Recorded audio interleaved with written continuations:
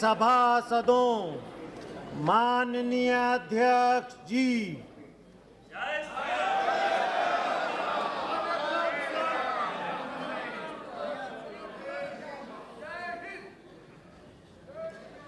Item number 1 माननीय वित्त मंत्री श्रीमती निर्मला सीतारमण जी।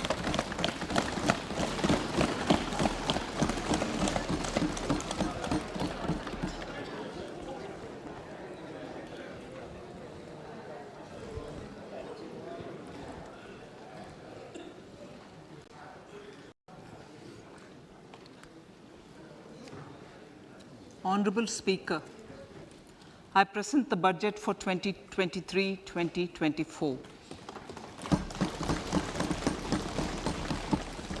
This is the first budget in Amrit Kal. This budget hopes to build on the foundation laid in the previous budget and the blueprint drawn for India at 100. We envision a prosperous and inclusive India in which the fruits of development will reach all sections and citizens, especially our youth, women, farmers, OBCs, scheduled castes, and scheduled tribes. In the 75th year of our independence, the world has recognized the Indian economy as a bright star. Our current year's economic growth is estimated to be at 7%.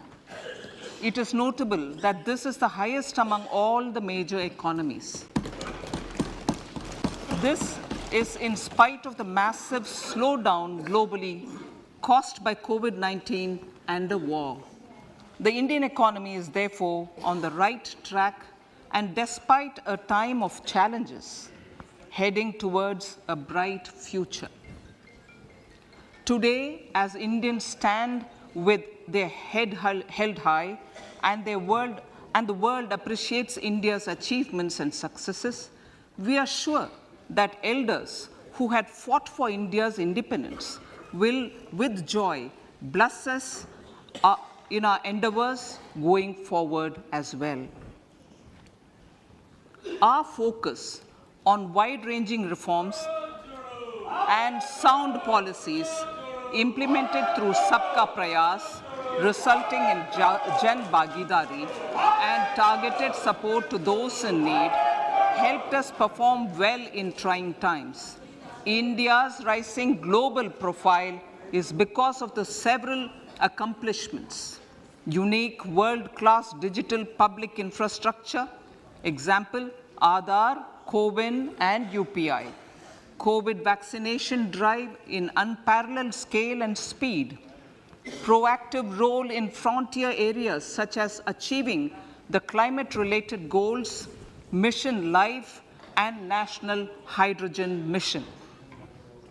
During the COVID-19 pandemic, we ensured that no one goes to bed hungry with a scheme to supply free food grains to over 80 crore persons for 28 months. Continuing our commitment to ensure food and nutritional security, we are implementing from 1st January 2023 a scheme to supply free food grain to all Antyodaya and priority households for the next 1 year. Under PM Garib Kalyan Anna Yojana, the entire expenditure of about 2 lakh crore will be borne by the central government. In these times of global challenges, the G20 presidency gives us a unique opportunity to strengthen India's role in the world economic order. With the theme of Vasudhaiva Kutumbakam, we are steering an ambitious, people-centric agenda to address global challenges and to facilitate sustainable economic development. The government's efforts since 2014 have ensured for all citizens a better quality of life and life of dignity. The per capita income has more than doubled to 1.97 lakh rupees. In these 9 years, the Indian economy has increased in size from being 10th to 5th largest in the world. We have significantly improved our position as well as a well-governed and innovative country with a conducive environment for business as reflected in several global indices. We have made a significant progress in many sustainable development goals. The economy has become a lot more formalized as reflected in the EPFO membership, more than doubling to 27 crore and rupees 7,400 crore digital payments of 126 lakh crore rupees through UPI in 2022. The efficient implementation of many schemes with universalization of targeted benefits has resulted in inclusive development. Some of the schemes are 11.7 crore household toilets under Swachh Bharat mission, which is achieved, 9.6 crore LPG connections under Ujjwala, 220 crore COVID vaccination of 102 crore persons, 47.8 crore PM Jan Dhan bank accounts,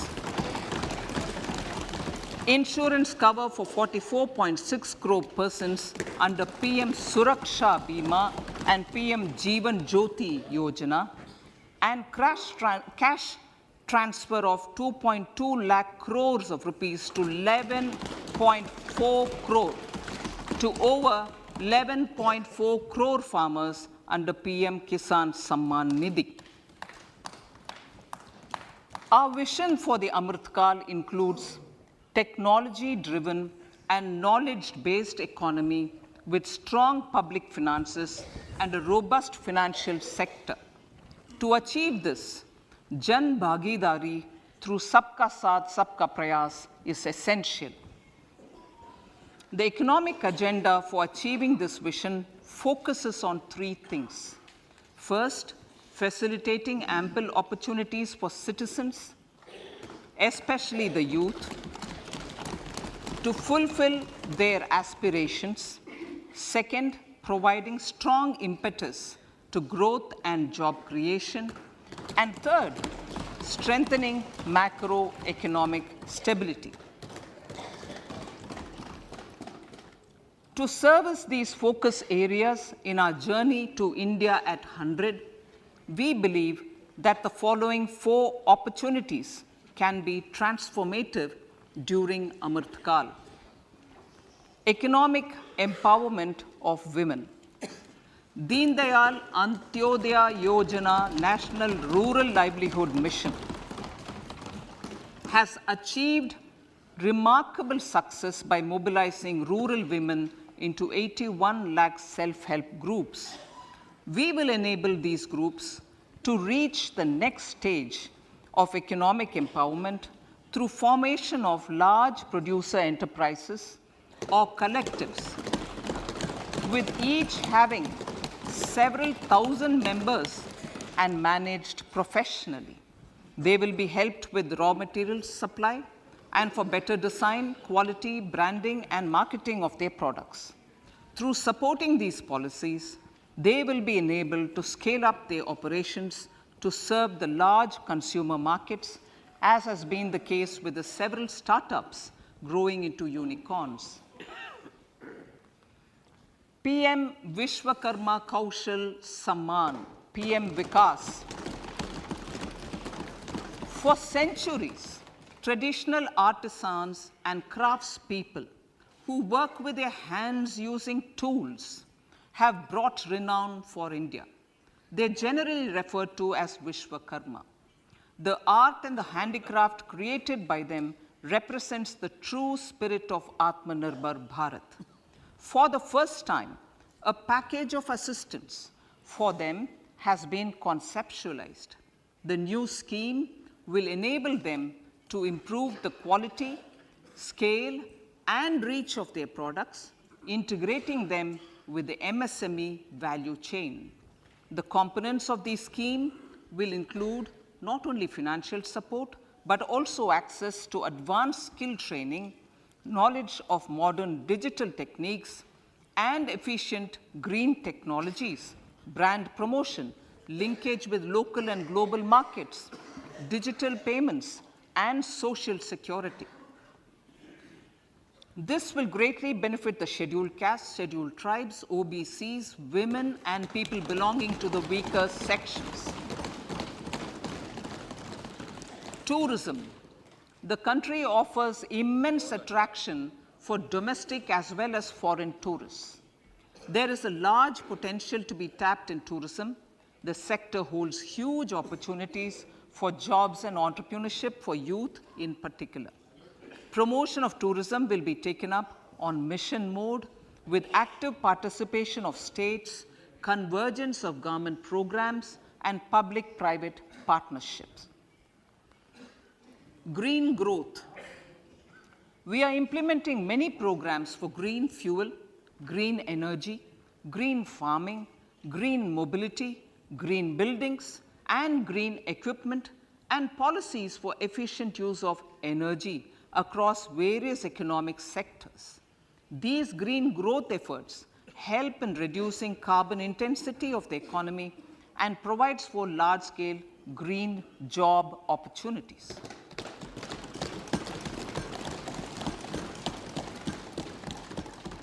Priorities of this budget.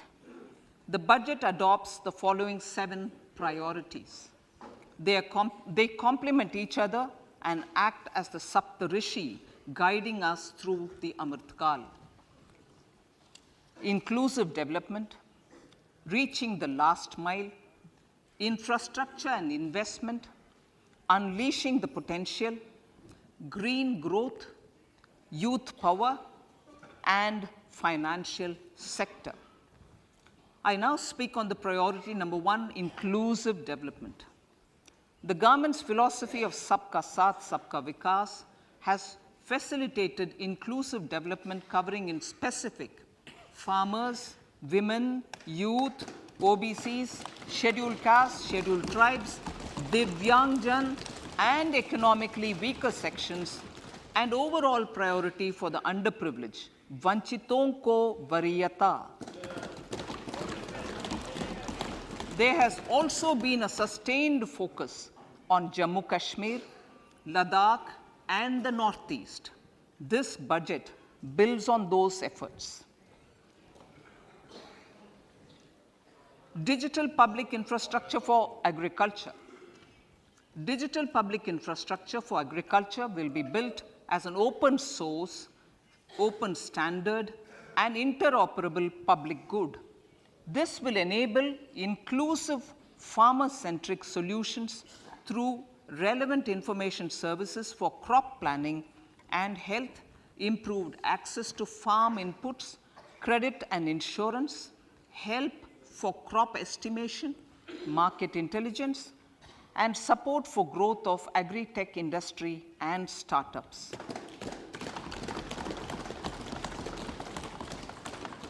An agriculture accelerator fund. An agriculture accelerator fund will be set up to encourage agri-startups by young entrepreneurs in rural areas. The fund will aim at bringing innovative and affordable solutions for challenges faced by farmers. It will also bring in modern technologies to transform agricultural practices, increase productivity and profitability. To enhance the productivity of extra long staple cotton, we will adopt a cluster-based and value chain approach through public-private partnerships.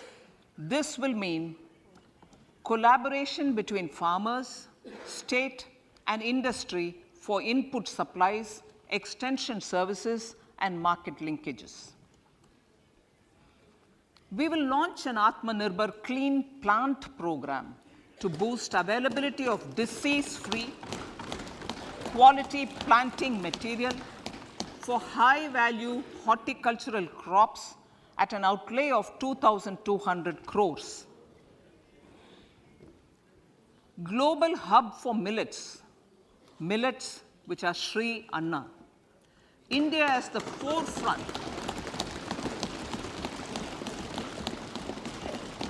India is at the forefront of popularizing millets, whose consumption furthers nutrition, food security, and welfare of farmers, said the Honorable Prime Minister. We are the largest producer and second largest exporter of Sri Anna in the world. We grow several types of Sri Anna, such as Sri Anna Jowar, Sri Anna Ragi, Sri Anna Bajra, Sri Anna Kutu, Ramdana, Kangni, Kutni, Kutki, Kodo, China, and Sama.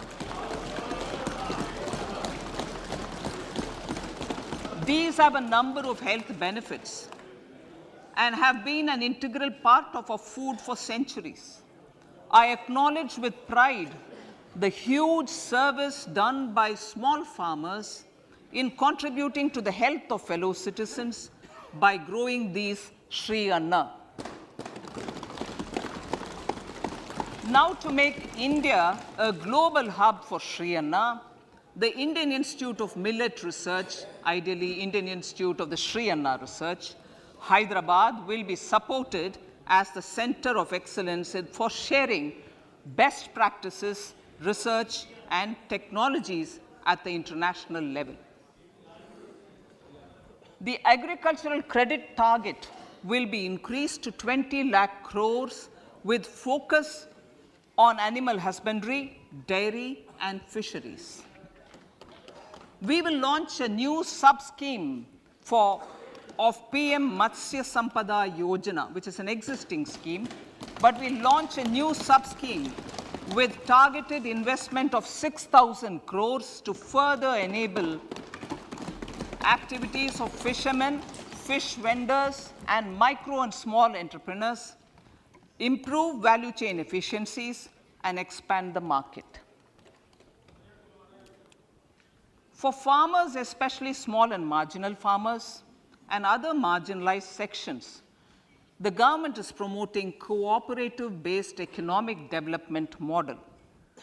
A new Ministry of Cooperation was formed with a mandate to realize the vision of Sahakar Se Samriddhi.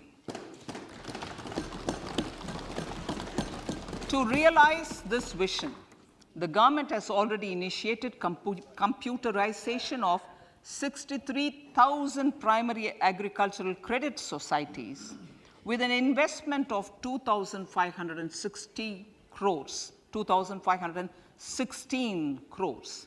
In consultation with all the stakeholders and the states, model bylaws for PACS were formulated, enabling them to become multi-purpose PACS. A national cooperative database is being prepared for countrywide mapping of cooperative societies. With this backdrop, we will implement a plan to set up massive decentralized storage capacity.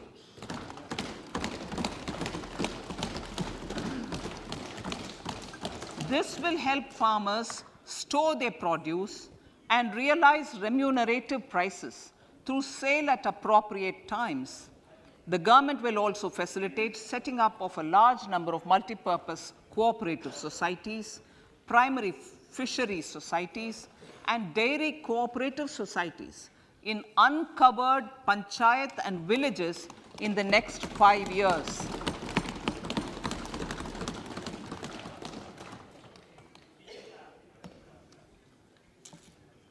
Health, education, and skilling.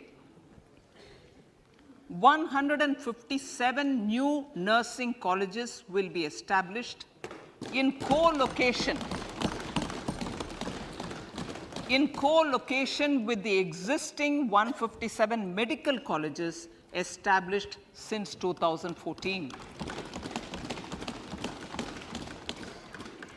A mission to eliminate sickle cell anemia by 2047 will be launched. It will entail awareness creation, universal screening of 7 crore people in the age group of 0 to 40 years in affected tribal areas, and counseling through collaborative efforts of central ministries and state governments. Facilities in select ICMR labs, Indian Council for Medical Research Labs, will be made available for research by public and private medical college faculty and private sector R&D teams for encouraging collaborative research and innovation. A new program to promote research and innovation in pharmaceuticals will be taken up through centers of excellence. We shall also encourage industry to invest in research and development in specific priority areas. Dedicated multidisciplinary courses for medical devices will be supported in existing institutions to ensure availability of skilled manpower for futuristic medical technologies, high-end manufacturing, and research. Teachers' training.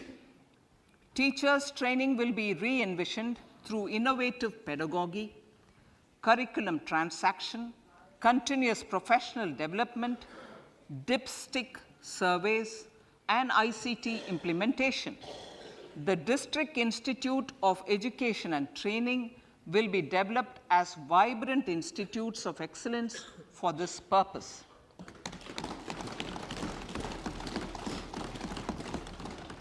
National Digital Library for Children and Adolescents. A National Digital Library for Children and Adolescents will be set up for facilitating availability of quality books across geographies, languages, genres, and levels, and device-agnostic accessibility. States will be encouraged to set up physical libraries for them at panchayat and ward levels and provide infrastructure for accessing the National Digital Library resources. Additionally, to build a culture of reading and to make up for pandemic time learning loss, the National Book Trust, the Children's Book Trust, and other sources will be encouraged to provide and replenish non-curricular titles in regional languages and in English to these physical libraries. Collaboration with NGOs that work in literacy will also be a part of this initiative to inculcate financial literacy. Financial sector regulators and organizations will be encouraged to provide age-appropriate reading material to these libraries. I move to priority 2, reaching the last mile. Prime Minister Vajpayee's government had formed the Ministry of Tribal Affairs and the Department of Development of Northeast Region to provide a sharper focus to the objective of reaching the last mile. Our government has formed the ministries of Ayush, Fisheries, Animal Husbandry and Dairying, Skill Development, Jal Shakti, and Cooperation. Building on the success of the Aspirational Districts program, the government has recently launched the Aspirational Blocks program, covering 500 blocks for saturation of essential government services across multiple domains such as health, nutrition, education, agriculture, water resources, financial inclusion, skill development, and basic infrastructure. Manya Speaker, Sir, Pradhan Mantri PVTG, which is Primitive Vulnerable Tribal Groups Development Mission, is being launched. To improve socio-economic conditions of the particularly vulnerable tribal groups, the PVTGs as we refer them to, Pradhan Mantri PVTG Development Mission will be launched. This will saturate PVTG families and habitations with basic facilities such as safe housing, clean drinking water and sanitation, improved access to education, health, nutrition, road and telecom connectivity, and sustainable livelihood opportunities. An amount of 15,000 crores will be made available to implement the mission in the next 3 years under the Development Action Plan for the Scheduled Tribes. Ekalavya Model Residential Schools. In the next 3 years, Center will recruit 38,800 teachers and support staff for the 740 Ekalavya Model Residential Schools, which is serving 3.5 lakh tribal students.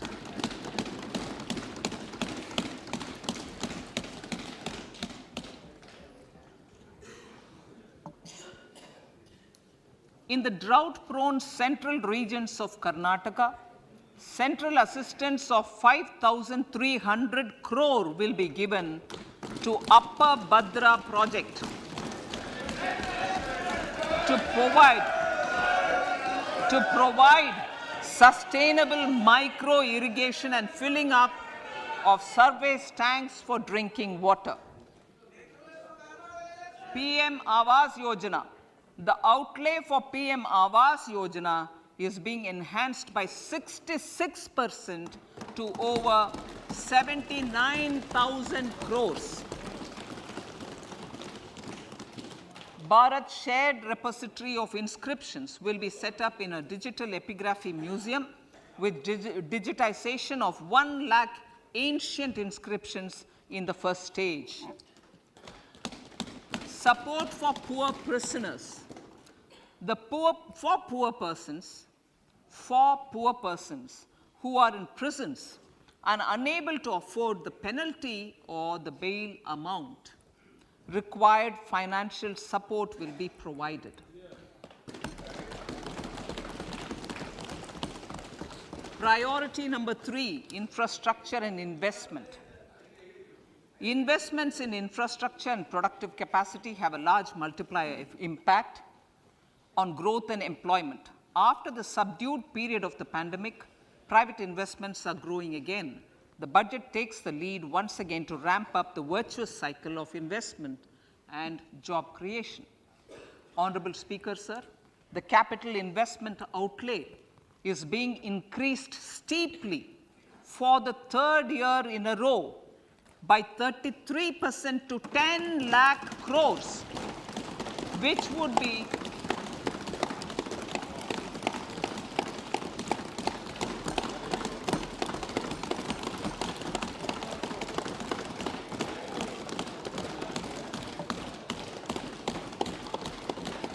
which would be 3.3% of GDP. This will almost be 3 times the outlay made in 2019-20.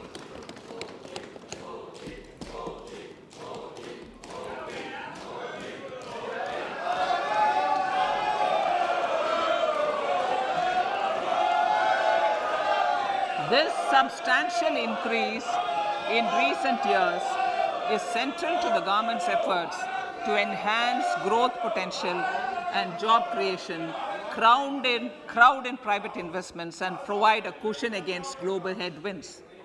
The direct capital investment by the center is complemented by the provision made for creation of capital assets through grants and aids to state. The effective capital expenditure of the center is budgeted at 13.7 lakh crore rupees which will be 4.5% of GDP. Support to state governments for capital investment. I have decided to continue the 50-year interest-free loan to state governments for 1 more year to spur investment in infrastructure and to incentivize them for complementary policies actions with a significantly enhanced outlay of 1.3 lakh crores. The newly established Infrastructure Finance Secretariat will assist all stakeholders for more private investment in infrastructure, including railways, roads, urban infrastructure, and power, which are predominantly depend on public resources. The harmonized master list of infrastructure will be reviewed by an expert committee for recommending the classification and financing framework suitable for Amrit Kal. A capital outlay, I'm talking about railways now, sir, Honorable Speaker, railways. A capital outlay of 2.40 lakh crores has been provided for the railways. This is the highest ever outlay this highest ever outlay is about 9 times the outlay made in 2013-14. 100 critical transport infrastructure projects for last and first mile connectivity for ports, coal, steel, fertilizer, and food grain sectors have been identified. They will be taken up on priority with investment of 75,000 crores, including 15,000 crore from private sources. 50 additional airports, heliports, water aerodromes, and advanced landing grounds will be revived for improving regional air connectivity.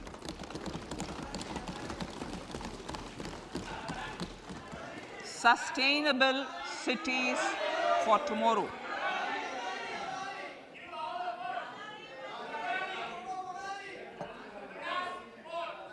States and cities will be encouraged to undertake urban planning reforms and actions to transform our cities into sustainable cities of tomorrow. This means efficient use of land resources, adequate resources for urban infrastructure, transit-oriented development, enhanced availability and affordability of urban land, and opportunities for all. Through property tax governance reforms and ring-fencing user charges on urban infrastructure, cities will be incentivized to improve their creditworthiness for municipal bonds. Like the RIDF, an Urban Infrastructure Development Fund will be established through use of priority sector lending shortfall.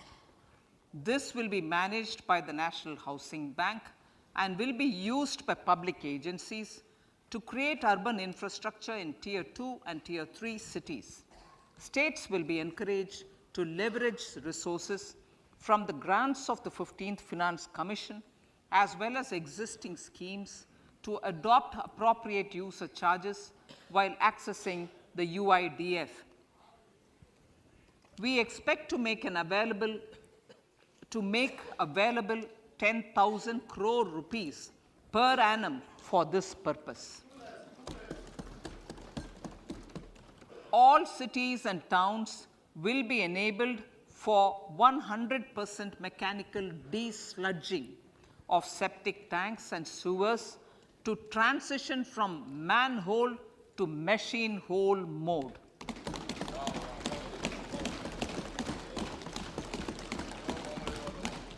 Enhanced focus will be provided for scientific management of dry and wet waste. Honorable Speaker, sir, our Prime Minister had said, good governance is the key to a nation's progress. Our government is committed to providing a transparent and accountable administration which works for the betterment and welfare of common citizens. Mission Karma Yogi. Under Mission Karma Yogi, center, states, and the union territories are making and implementing capacity building plans for civil servants. The government has also launched an integrated online training platform, I Got Karma Yogi, to provide continuous learning opportunities for lakhs of government employees to upgrade their skills and facilitate people-centric approach. Sir, for enhancing ease of doing business, more than 39,000 compliances have been reduced, and more than 3,400 legal provisions have been decriminalized. For furthering the trust-based governance, we have introduced the Jan Vishwas Bill to amend 42 central acts. This budget proposes a series of measures to unleash the potential of our economy.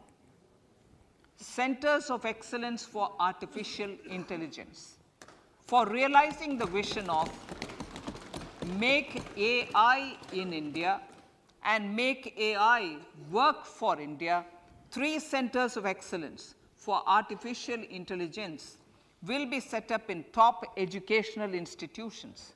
Leading industry players will partner in conducting interdisciplinary research, develop cutting-edge applications, and scalable problem solutions in the areas of agriculture, health, and sustainable cities.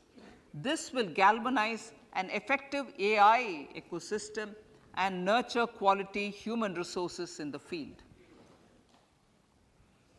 National Data Governance Policy. To unleash innovation and research by startups and academia, a national data governance policy will be brought out.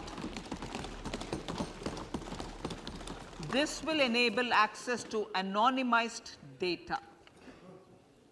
The KYC process will be simplified, adopting a risk-based instead of one-size-fits-all approach. The financial sector regulators will also be encouraged to have a KYC system fully amenable to meet the needs of digital India. One-stop solution for identity and address updating. A one-stop solution for reconciliation and updating of identity and address of individuals maintained by various government agencies, regulators, and regulated entities will be established using DigiLocker service and Aadhaar as foundational identity. Speaker, sir, common business identifier. For the business establishments required to have a permanent account number, the PAN will be used as the common identifier for all digital systems of specified government agencies. This will bring ease of doing business, and it will be facilitated through a legal mandate. For obviating the need for separate submission of same information to different government agencies, a system of unified filing process will be set up. Such filing of information or return in simplified forms on a common portal will be shared with other agencies as per the filer's choice. Vivad Se Vishwas 1, relief for MSMEs. In cases of failure by MSMEs to execute contracts during the COVID period, 95% of the forfeited amount relating to the bid or performance security will be returned to them by government and government undertakings. This will provide relief to the MSMEs. Vivad Se Vishwas 2, settling contractual disputes. To settle contractual disputes of government and government undertakings, wherein arbitral award is under challenge in a court, a voluntary settlement scheme with standardized terms will be introduced. This will be done by offering graded settlement terms depending on pendency level of the dispute. The state support mission of Niti Aayog will be continued for 3 years for our collective efforts towards national priorities. Result-based financing.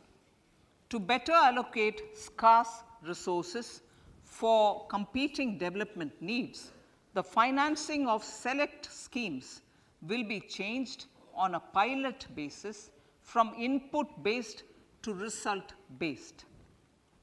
E-courts.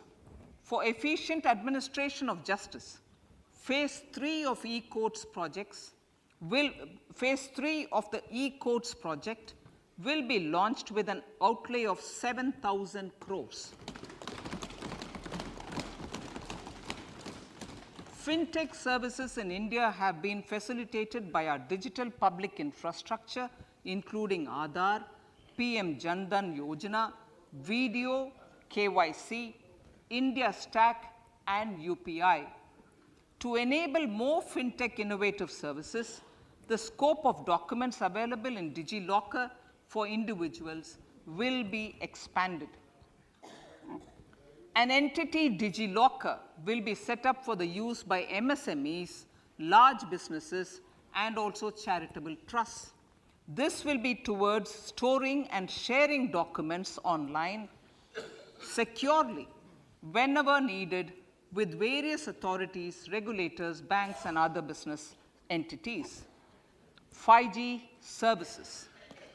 100 labs for developing applications using 5G services will be set up in engineering institutions.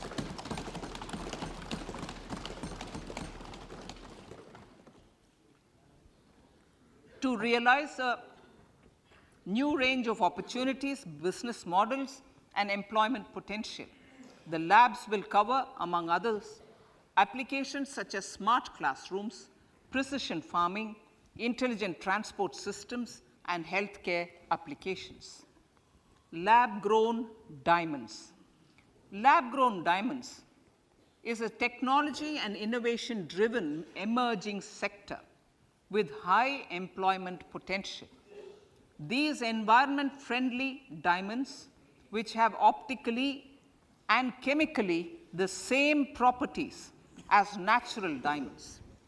To encourage indigenous production of LGD, lab-grown diamond seeds and machines, and to reduce import dependency, a research and development grant will be provided to one of the IITs for 5 years. To reduce the cost of production, a proposal to review the custom duty on LGD seeds will be indicated in Part B of the speech. I come to the fifth priority, Honorable Speaker, sir, green growth. Honorable Prime Minister has given a vision for life or lifestyle for environment to spur a movement of environmentally conscious lifestyle. India is moving forward firmly for the Panchamrit, the net zero carbon emission by 2070 to usher in green industrial and economic transition. This budget builds on our focus on green growth. The recently launched National Green Hydrogen Mission, with an outlay of 19,700 crores, will facilitate transition of the economy to low carbon intensity, reduce dependence on fossil fuel imports, and make the country assume technology and market leadership in this sunrise sector. Our target is to reach an annual production of 5 MMT by 2030. Energy transition. This budget provides for 35,000 crores for priority capital investment towards energy transition and net zero objectives and energy security by Ministry of Petroleum and Natural Gas. To steer the economy on sustainable development path, battery energy storage systems with capacity of 4,000 MWH will be supported with viability gap funding. A detailed framework for pumped storage projects will also be formulated. Renewable energy evacuation. The interstate transmission system for evacuation and grid integration of 13 gigawatt renewable energy from Ladakh will be constructed with investment of 20,700 crore, including central support of 8,300 crores. Green credit program. For encouraging behavioral change, a green credit program will be notified under the Environment Protection Act.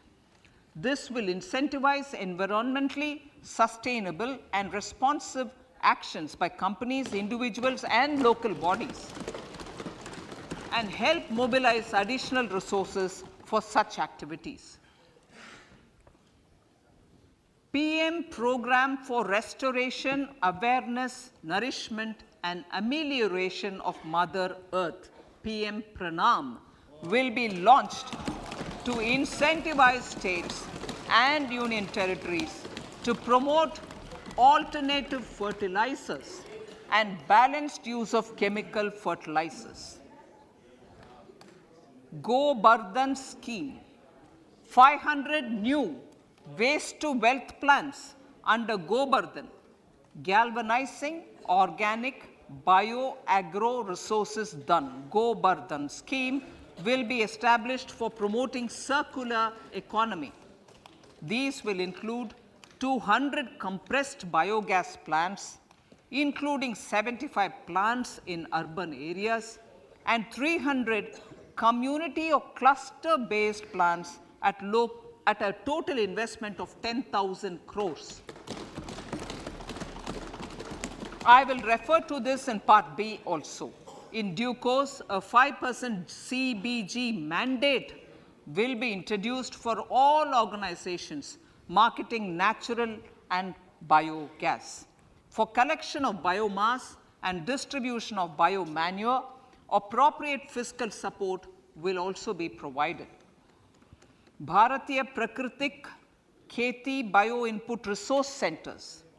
Over the next 3 years, we will facilitate 1 crore farmers to adopt natural farming.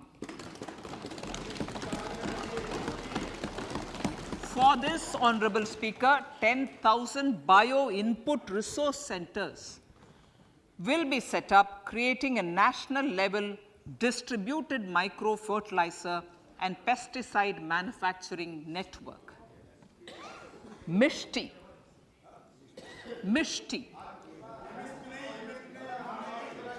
Building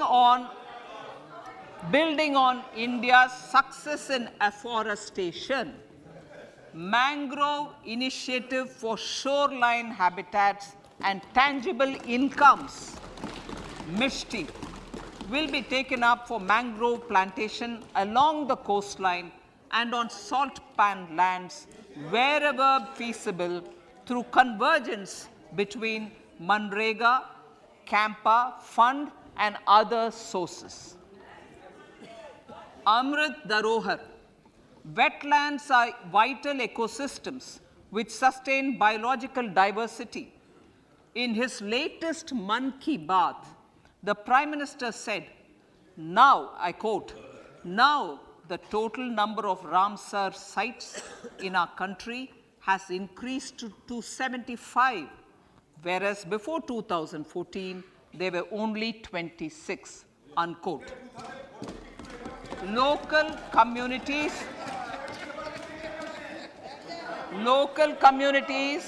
have always been at the forefront of conservation efforts. the government will promote their unique conservation values through Amrit Dharohar, a scheme that will be implemented over the next 3 years to encourage optimal use of wetlands and enhance biodiversity, carbon stock, ecotourism opportunities, and income generation for local communities. Coastal shipping.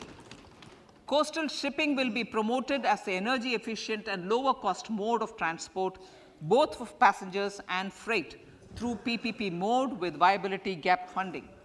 Vehicle replacement.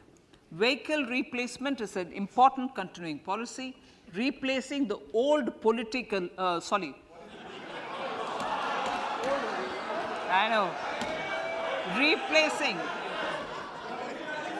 absolutely, thank you. Replacing old polluting vehicles. May be applicable, right? Replacing old polluting vehicles is an important part of greening our economy. In furtherance of the vehicle scrapping policy mentioned in Budget 21-22, I have allocated adequate funds to scrap old vehicles of the central government. States will also be supported in replacing old vehicles and old state ambulances. Honorable Speaker, sir, I move to priority 6, youth power. To empower our youth and help the Amrit PD realize their dreams, we have formulated the National Education Policy, which is very wide in its scope, but one of the things is also to focus on skilling, adopted economic policies that facilitate job creation at scale and have supported business opportunities. Pradhan Mantri Kaushal Vikas Yojana. Pradhan Mantri Kaushal Vikas Yojana 4.0 will be launched to skill lakhs of youth within the next 3 years. On-job training, industry partnership, and alignment of courses with needs of industry will be emphasized. The scheme will also cover new age courses for Industry 4.0 like coding, AI, robotics, mechatronics, IoT, 3D printing, drones, and other soft skills. To skill youth for international opportunities, 30 Skill India International Centers will be set up across different states.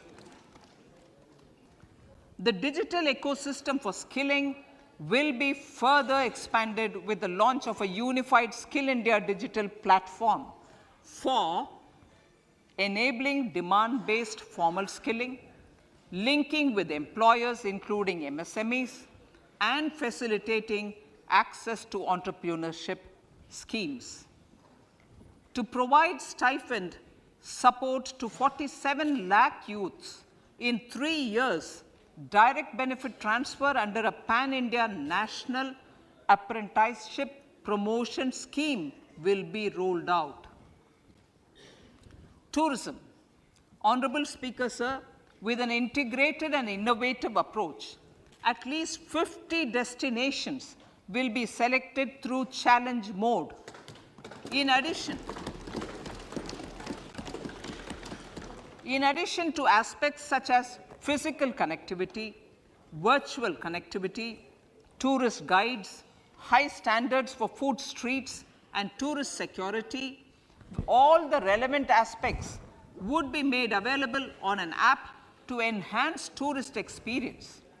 Every destination would be developed as a complete package. The focus of development of tourism would be on domestic as well as foreign tourists.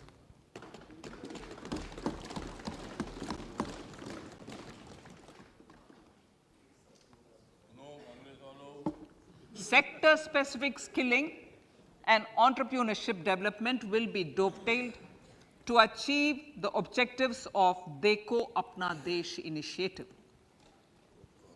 This was launched as an appeal by the Honorable Prime Minister to the middle class to prefer domestic tourism over international tourism. The integrated development of theme-based tourist circuits, the Swadesh Darshan scheme, was also launched. Under the Vibrant Villages program, tourism infrastructure and amenities will be facilitated in border villages. Unity Mall. States will be encouraged to set up a Unity Mall in their state capital or most prominent tourism center or the financial capital for promotion and sale of their one district, one product and GI products and other handicraft products, and for providing space for such products of all other states as well. Sir, priority number 7, financial sector. Our reforms in the financial sector and innovative use of technology have led to financial inclusion at scale, better and faster service delivery, ease of access to credit, and participation in financial markets. This budget proposes to further these measures. Credit guarantee for MSMEs. Last year, I proposed revamping of the credit guarantee scheme for the MSMEs.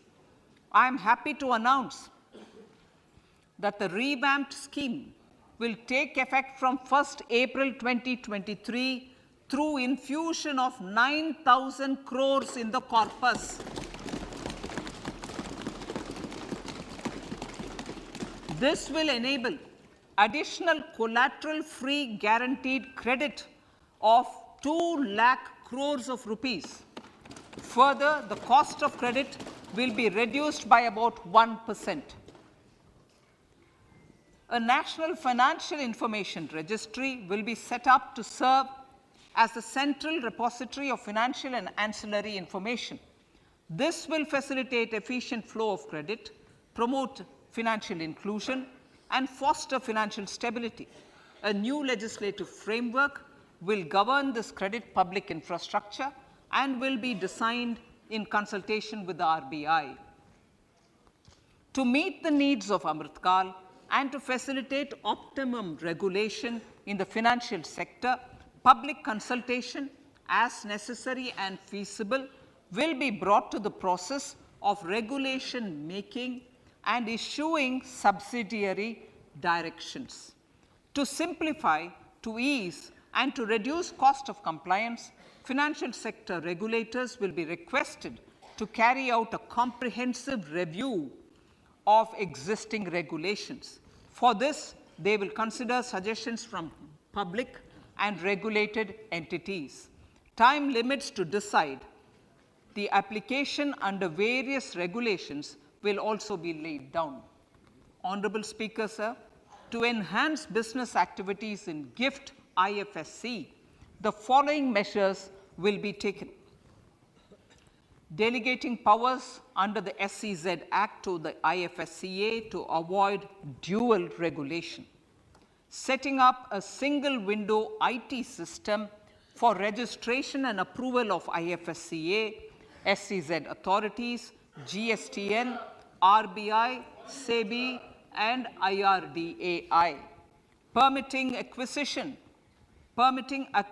financing by IFSC banking units of foreign banks.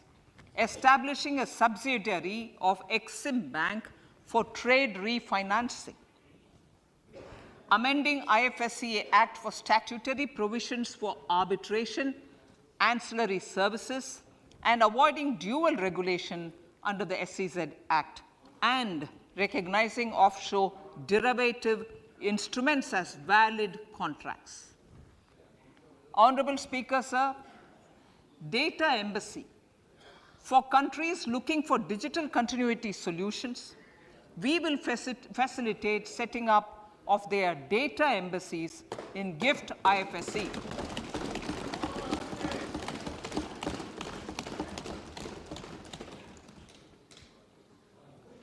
Improving governance and investor protection in banking sector. To improve bank governance and enhance investors' protection, certain amendments to the Banking Regulation Act, the Banking Companies Act, and the Reserve Bank of India Act are being proposed. Capacity building in securities market.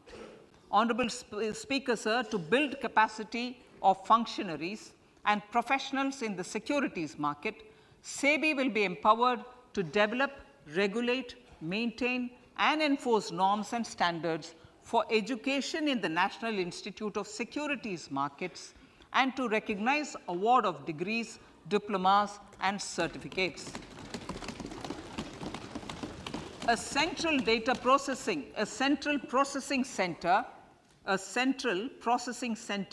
will be set up for faster response to companies through centralized handling of various forms filed with field officers under the Companies Act. Reclaiming of shares and dividends. For investors to reclaim unclaimed shares and unpaid dividends from the Investor Education and Protection Fund Authority with ease, from the Investor Education and Protection Fund Authority with ease, an integrated IT portal will be established. Digital payments continue to find wide acceptance. In 2022, they show an increase of 76% in transaction and 91% in value. Fiscal support for this digital public infrastructure will continue in 2023-2024. Azadi Ka Amrit Mahotsav, Mahila Samman Bachat Patra. For commemorating Azadi Ka Amrit Mahotsav, a one-time new small savings scheme, Mahila Samman Savings Patra or Savings Certificate, Mahila Samman Savings Certificate will be made available for a 2-year period up to March 2025. This will offer deposit facility up to 2 lakh in the name of a woman or girls for a tenure of 2 years at fixed interest rate of 7.5% with partial withdrawal option. Senior citizens. The maximum deposit limit for senior citizens savings scheme will be enhanced from 15 lakh to 30 lakhs of rupees. The maximum deposit limit for monthly income account scheme will be enhanced from 4.5 lakh to 9 lakh for single account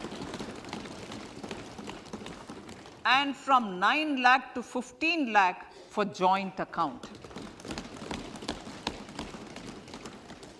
Honorable Speaker, sir, fiscal management. 50 years interest-free loan to states. The entire 50-year loan to states has to be spent on capital expenditure within 2023-24. Most of this will be at the discretion of the states, but a part will be conditional on states increasing their actual capital expenditure. Parts of the outlay will also be linked to or allocated for the following purposes: scrapping old government vehicles, urban planning reforms and actions, financing reforms in urban local bodies to make them creditworthy for municipal bonds, housing for police personnel above or as part of the police station, constructing unity malls, children and adolescent libraries and digital infrastructure, and state share of capital expenditure of central schemes. Honorable Speaker, sir, fiscal deficit of states. States will be allowed a fiscal deficit of 3.5% of GSDP, of which 0.5% will be tied to power sector reforms. Revised estimates 2022 to 2023. The revised estimate, Honorable Speaker, sir, of the total receipts other than borrowing is 24.3 lakh crores, of which the net tax receipts are 20.9 lakh crores. The revised estimate of the total expenditure is 41.9 lakh crores of rupees, of which the capital expenditure is about 7.3 lakh crores. The revised estimate of the fiscal deficit is 6.4% of GDP, adhering to the budget estimate. So, budget estimates of 2023-24. Coming to 2023-24, the total receipts other than borrowings and the total expenditure are estimated at 27.2 lakh crores and 45 lakh crores respectively. The net tax receipts are estimated at 23.3 lakh crores.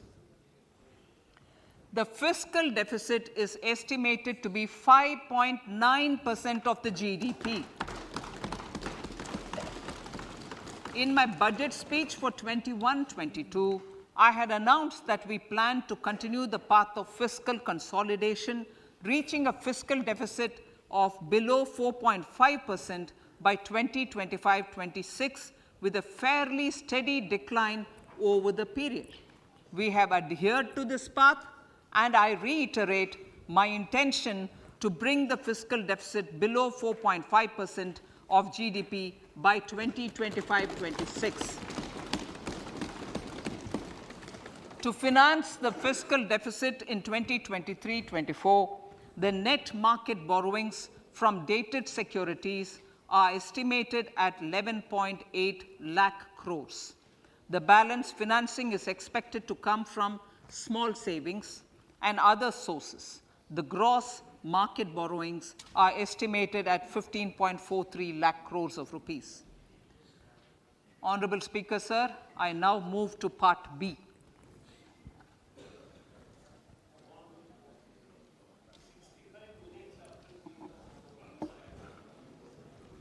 Indirect taxes. My indirect tax proposals will aim to promote exports, boost domestic manufacturing, enhance domestic value addition, encourage green energy and mobility. A simplified tax structure with fewer tax rates helps in reducing compliance burden and improving tax administration. I propose to reduce the number of basic customs duty rates on goods other than textiles and agriculture from 21 to 13. As a result, there are minor changes in the basic custom duties, cesses and surcharges on some items including toys, bicycle, automobiles and naphtha. Green mobility. To avoid cascading of taxes on blended compressed natural gas, I propose to exempt excise duty on GST paid compressed biogas contained in it. To further provide impetus to green mobility, customs duty exemptions is being extended to import of capital goods and machinery required for manufacture of lithium-ion cells for batteries used in electrical vehicles as well. Electronics. As a result of various initiatives of the government, including phased manufacturing program, mobile phone production in India has increased from 5.8 crore units valued at about 18,900 crore in 2014-15 to 31 crore units valued at 2,75,000 crore in the last financial year. To further deepen domestic value addition in manufacturing of mobile phones, I propose to provide relief to customs duty. I propose to provide relief in customs duty on import of certain parts and inputs like camera lens and continue the concessional duty on lithium-ion cells for batteries for another year. Similarly, to promote value addition in manufacture of televisions, I propose to reduce the basic customs duty on parts of open cells of TV panels to 2.5%. Electrical. To rectify inversion of duty structure and encourage manufacturing of electric kitchen chimneys, the basic custom duty on electric kitchen chimney is being increased from 7.5% to 15% and that on heat coils for these is proposed to be reduced from 20% to 15%. Chemicals and petrochemicals. Denatured ethyl alcohol is used in chemical industry. I propose to exempt basic customs duty on it. This will also support the ethanol blending program and facilitate an endeavor for energy transition. Basic customs duty is also being reduced on acid-grade fluorospar from 5% to 2.5% to make the domestic fluorochemicals industry competitive. Further, the basic customs duty on crude glycerin for use in manufacture of epichlorohydrin is proposed to be reduced from 7.5% to 2.5%.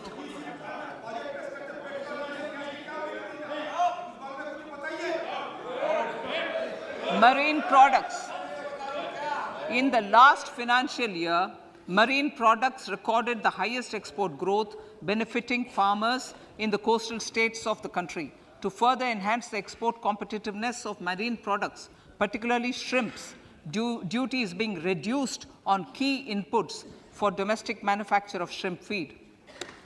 India is a global leader, as I said in Part A, in cutting and polishing of natural diamonds, contributing about 3/4 of the global turnover by value. With the depletion of deposits of natural diamonds, the industry is moving towards lab-grown diamonds, and it holds huge promise. To seize this opportunity, I propose to reduce the basic customs duty on seeds used in their manufacture. Customs duties on doré and bars of gold and platinum were increased earlier this fiscal. I propose to increase the duties on articles made therefrom to enhance the duty differential. I also propose to increase the import duty on silver doors, bars, and articles to align them with that on gold and platinum. To facilitate availability of raw materials for the steel sector, exemptions from basic custom duty on raw materials for manufacture of CRGO steel, ferrous scrap, and nickel cathode is being continued. Similarly, the concessional BCD of 2.5% on copper scrap is also being continued to ensure the availability of raw materials for secondary copper producers who are mainly in the MSME sectors. Compounded rubber. The basic custom duty rate on compounded rubber is being increased from 10% to 25% or 30 kg, whichever is lower, at par with that of natural rubber other than latex, to curb circumvention of duty. Cigarettes. National calamity contingent duty on specified cigarettes was last revised 3 years ago. This is proposed to be revised upwards by about 16%. Direct taxes. I now come to my direct tax proposals. Honorable Speaker, these proposals aim to maintain continuity and stability of taxation, further simplify and rationalize various provisions to reduce the compliance burden, promote the entrepreneurial spirit, and provide tax relief to citizens. It has been constant endeavor of the Income Tax Department to improve taxpayers' services by making compliance easy and smooth. Our taxpayers portal received a maximum of 72 lakh returns in a day, processed more than 6.5 crore returns this year.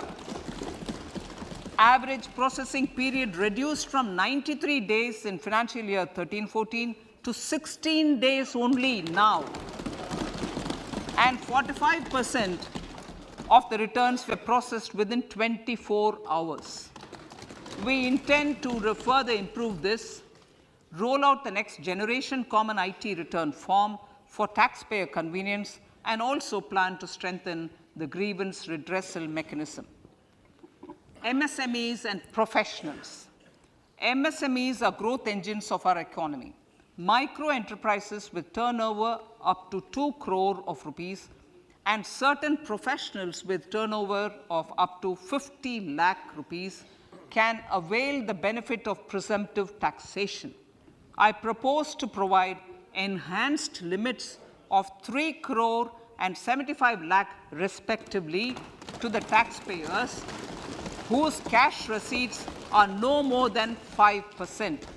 Whose cash receipts are no more than 5%.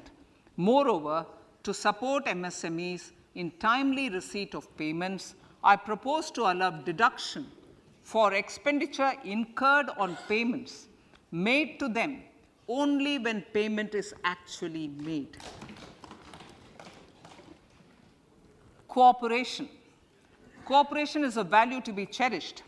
In realizing our Prime Minister's goal for Sehkar Se Samriddhi and his resolve to connect the spirit of cooperation with the spirit of Amrit Kal, in addition to the measures proposed in Part A, I have a slew of proposals for the cooperation sector.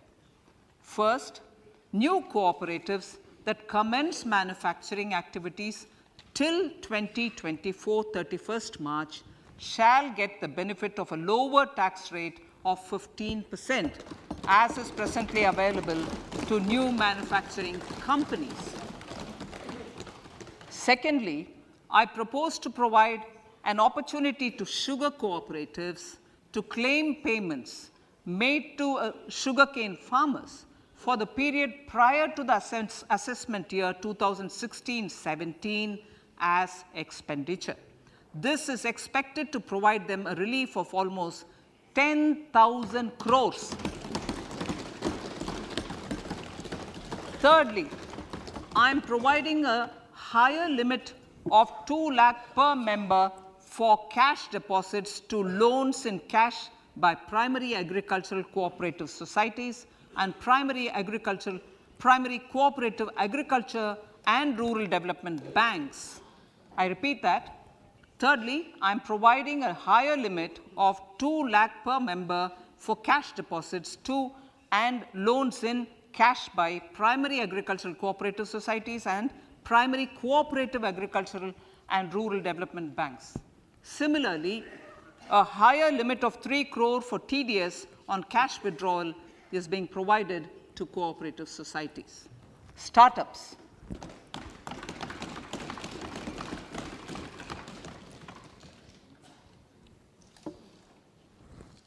Entrepreneurship is vital for a country's economic development. We have taken a number of measures for startups and they have borne results. India is now the third largest ecosystem for startups globally and ranks second in innovation quality among middle-income countries. I propose to extend the date of incorporation for income tax benefits to startups from 31/3/2023 to 31/3/2024. I further propose to provide the benefit of carry forward of losses on change of shareholding of startups from 7 years of incorporation to 10 years.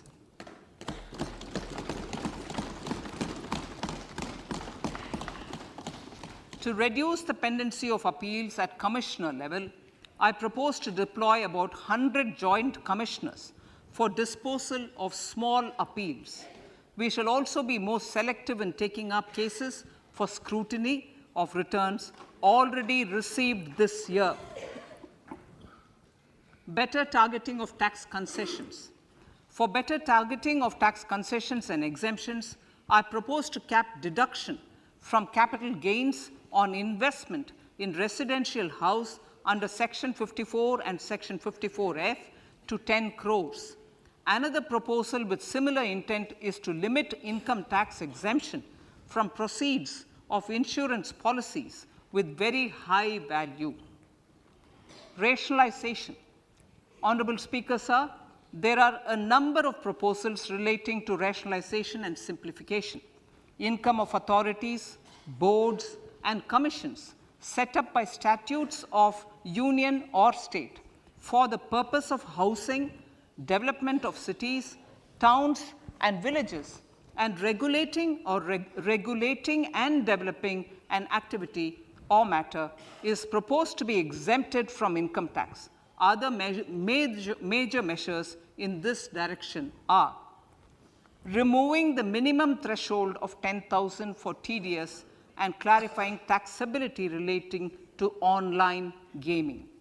not treating conversion of gold into electronic gold receipts and vice versa as capital gains, reducing the TDS rate from 30% to 20% on taxable portion of EPF withdrawals in non-PAN cases, and taxation on income for market-linked debentures.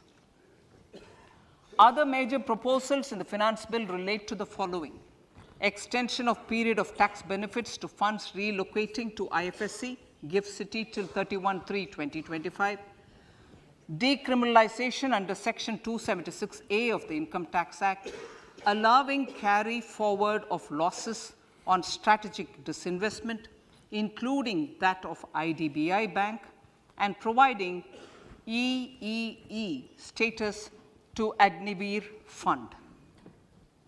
Personal income tax.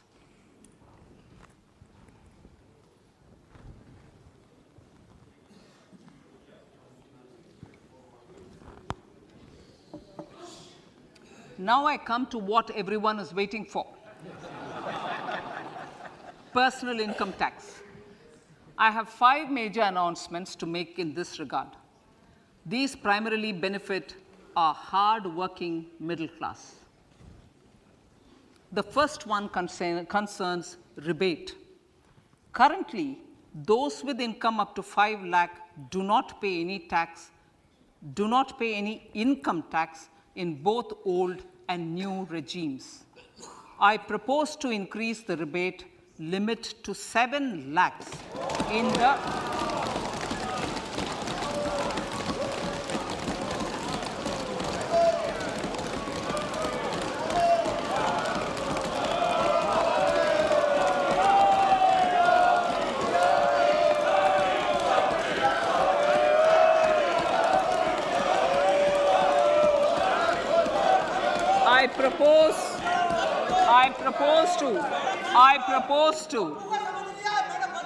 I propose to increase the rebate limit to 7 lakh in the new tax regime. Thus, persons in the new tax regime with income up to 7 lakhs will not have to pay any tax at all. The second proposal relates to middle class individuals. I had introduced in the year 2020 the new personal income tax regime with 6 income slabs starting from 2.5 lakh. I propose to change the tax structure in this regime by reducing the number of slabs to 5 and increasing the tax exemption limit to 3 lakhs. The new tax rates are 0 to 3 lakh, nil; 3 to 6 lakhs, 5%; 6 to 9 lakhs, 10%; 9 to 12 lakh, 15%; 12 to 15 lakhs, 20%; and above 15 lakhs, 30%. This will provide major relief to all taxpayers in the new regime. An individual with an annual income of 9 lakhs will be required to pay only 45,000 rupees. This is only 5% of his or her income. It is a reduction of 25% on what he or she is required to pay now. That is 60,000. So in the place of 60,000, it is now only 45,000. Similarly, an individual with an income of 15 lakh rupees would be required to pay only 1.5 lakh or 10% of his income or her income, a reduction of 20% from the existing liability of 1,87,500 rupees.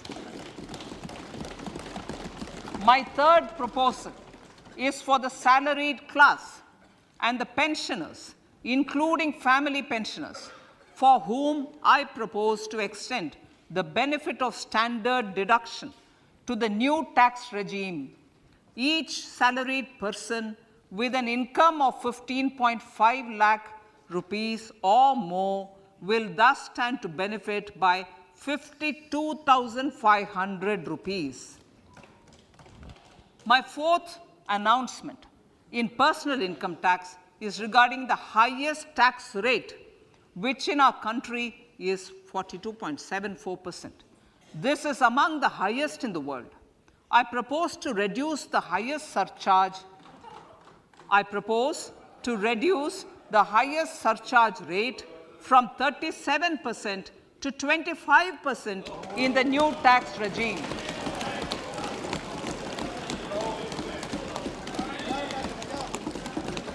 This would result in reduction of the maximum rate. This would result in the reduction of the maximum tax rate to 39%. Lastly, the limit of 3 lakh rupees for tax exemption on leave encashment on retirement of non-government salaried employees was last fixed in the year 2002, when the highest basic pay in the government was only 30,000 rupees per month. In line with the increase in the government salaries, I am proposing to increase this limit to 25 lakh rupees.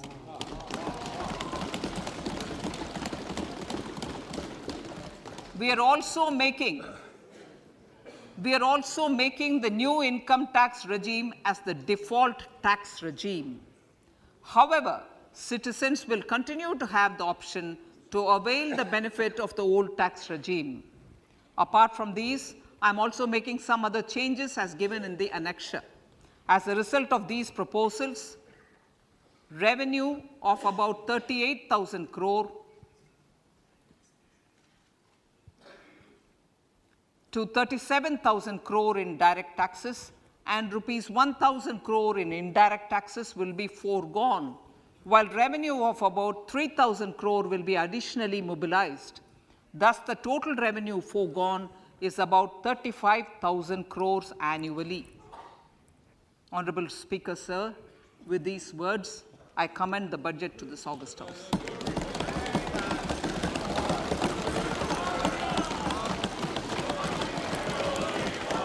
One hour, 25 minutes. Item number 1 माननीय item number 2 Shrimati Nirmala Sitharaman ji. Sir, with your permission, I lay on the table of the following statements. Under Section 3(1) of the Fiscal Responsibility Budget Management Act 2003, 1. Medium-term fiscal policy cum fiscal policy strategy statement and macroeconomic framework statement. माननीय सदस्यगण, जैसा कि आपको समाचार भाग 2 के माध्यम से पहले ही सूचित किया जा चुका है कि माननीय वित्त मंत्री जी के बजट भाषण की प्रतियां हार्ड कॉपी के रूप में उपलब्ध कराई गई है. आप बजट भाषण की अपनी अपनी प्रति प्रकाशन पलक से ले लें. आपको ये भी सूचित किया जाता है कि माननीय मंत्री द्वारा बजट प्रस्तुत किए जाने के पश्चात उसकी प्रतियां आपको मेंबर्स पोर्टल के माध्यम से उपलब्ध करा दी जाएगी. आइटम नंबर 3 माननीय मंत्री जी, वित्त मंत्री जी. Sir, with your permission, I rise to move for leave to introduce the Finance Bill 2023. प्रश्न ये कि विधेयक को पुनर्स्थापित करने की अनुमति प्रदान की जाए. जो सदस्य इसके पक्ष में हाँ कहें, जो सदस्य विरोध में ना कहें. मेरे विचार में निर्णय हाँ वालों के पक्ष में. माननीय मंत्री जी विधेयक को पुनर्स्थापित करें. Sir, I introduce the bill. सभा की कार्रवाई कल गुरुवार दिनांक 2 फरवरी 2023 को प्राप्त 11 बजे तक के लिए स्थगित की जाती है.